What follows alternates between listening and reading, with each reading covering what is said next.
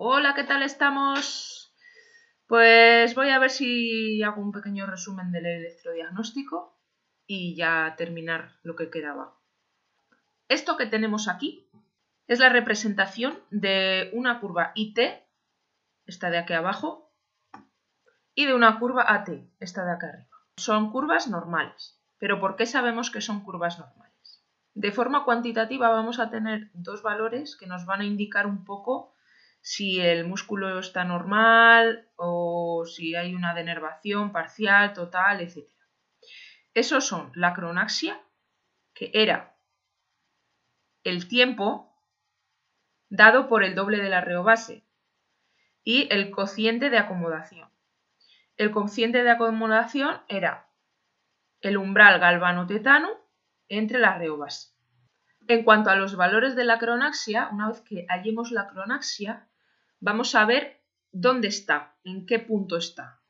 Si la cronaxia es menor de 1 milisegundo, diremos que el músculo es normal.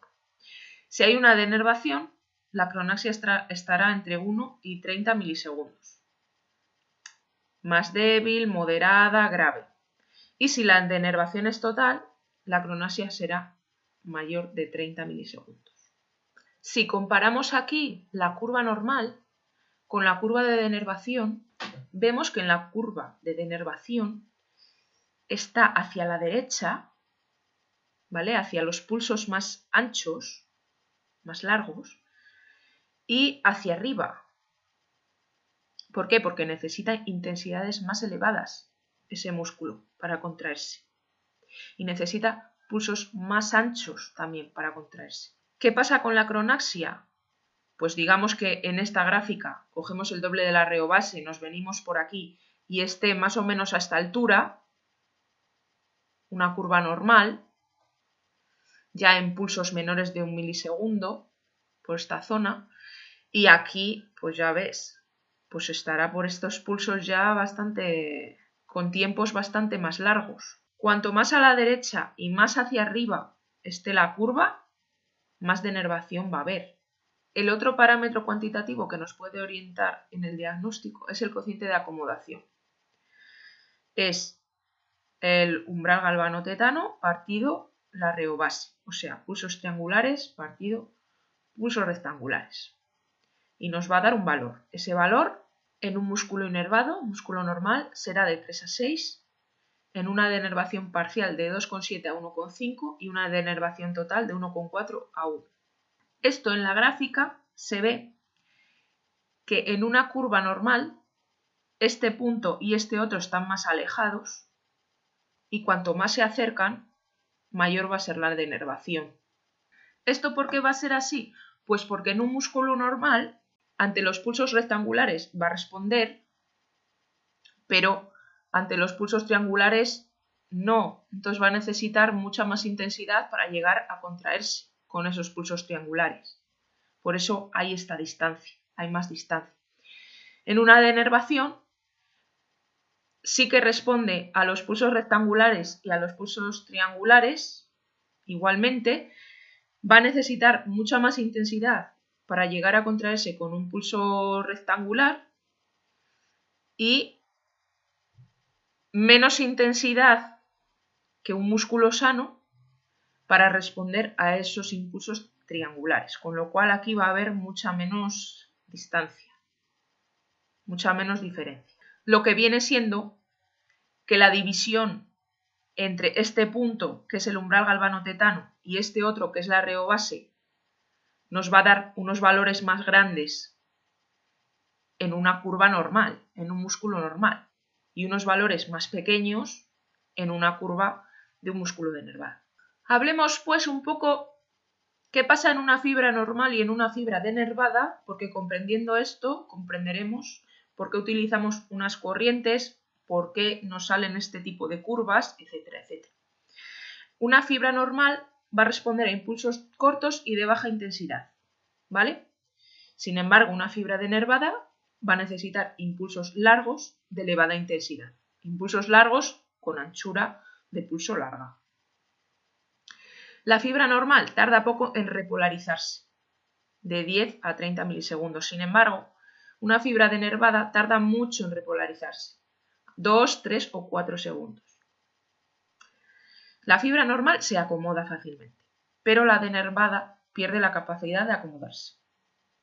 La fibra normal responde mejor a la forma cuadrangular que a la triangular. Y la denervada prácticamente igual a los pulsos cuadrangulares que triangulares. La fibra normal podemos conseguir contracciones mantenidas durante unos segundos con trenes o ráfagas, pero en la fibra denervada nos veremos obligados a trabajar con pulsos aislados, porque no permiten la contracción mantenida de la fibra. Esto lo es todo. Saber esto es entender. Entonces vamos a ir por puntos, en cuanto a cómo trataremos un músculo denervado. Los pulsos van a ser de subida progresiva, triangulares o exponenciales. La anchura de pulso va a ser la que marque el punto útil muscular o nervioso según la estructura que queramos estimular, o la que esté dentro del triángulo de utilidad terapéutica.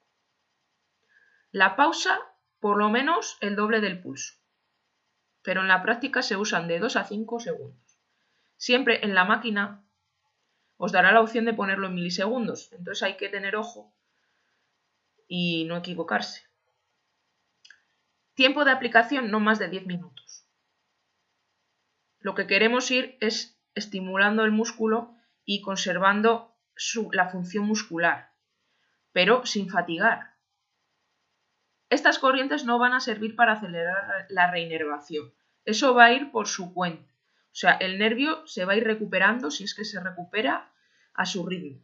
Pero lo que nos va a interesar es que cuando ese nervio vuelva a funcionar, el músculo no se haya fibrosado, no se haya convertido en tejido fibroso. Quiere decir, conservar su función.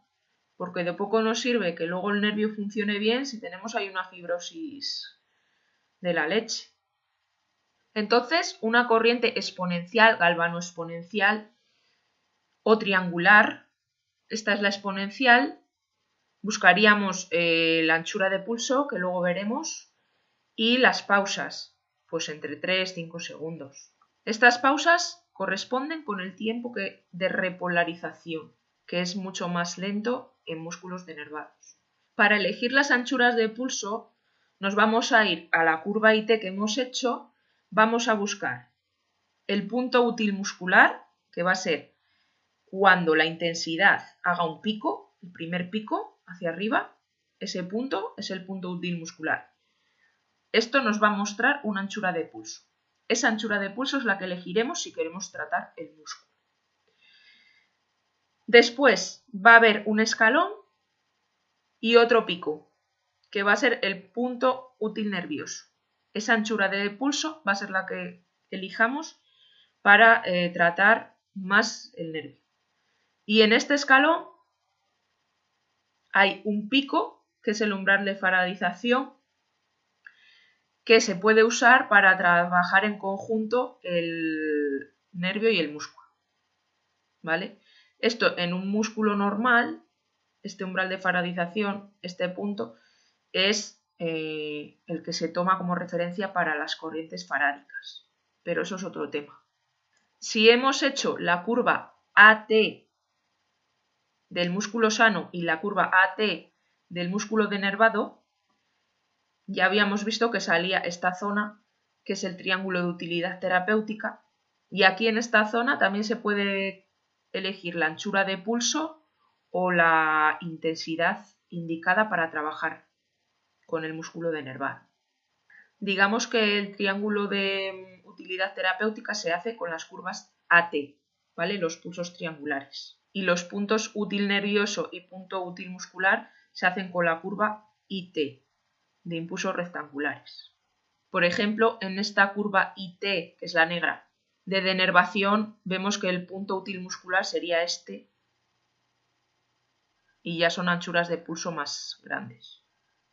Vale, ¿por qué este es el punto útil muscular? Precisamente. Bueno, aquí estamos hablando de pulsos de 1000 milisegundos, 500, 200 y así vamos bajando hasta 0,05. se van haciendo los pulsos más pequeños. ¿Qué pasa con los pulsos que son de 200, 500, 1000?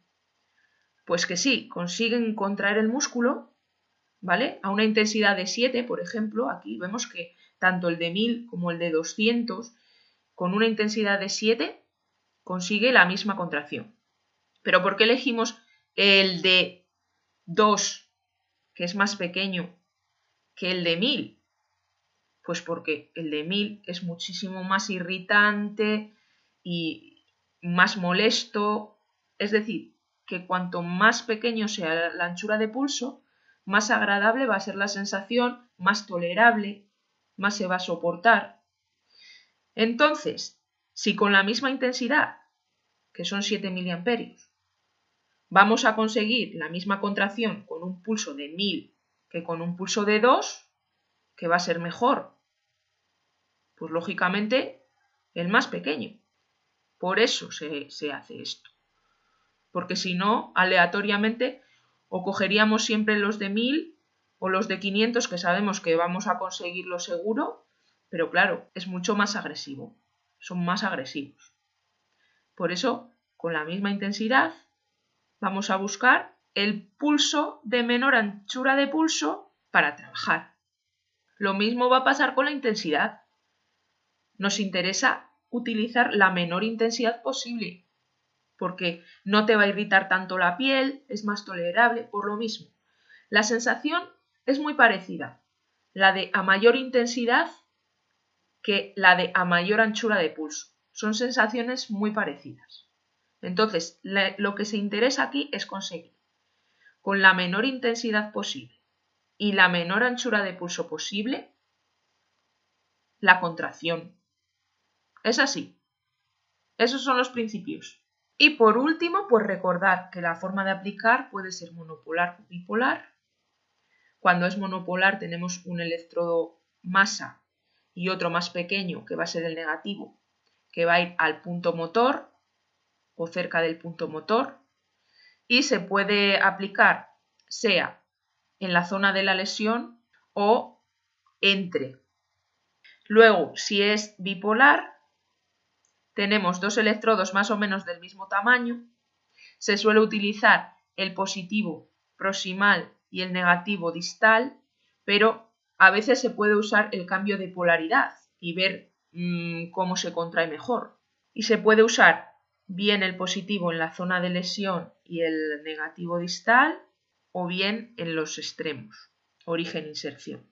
Y así a grandes rasgos, eso sería un poco lo que es el electrodiagnóstico, un poco el porqué de las denervaciones, por qué elegimos unos pulsos u otros, etc. Si tenéis alguna duda, pues consultar al farmacéutico, que no preguntar lo que queráis.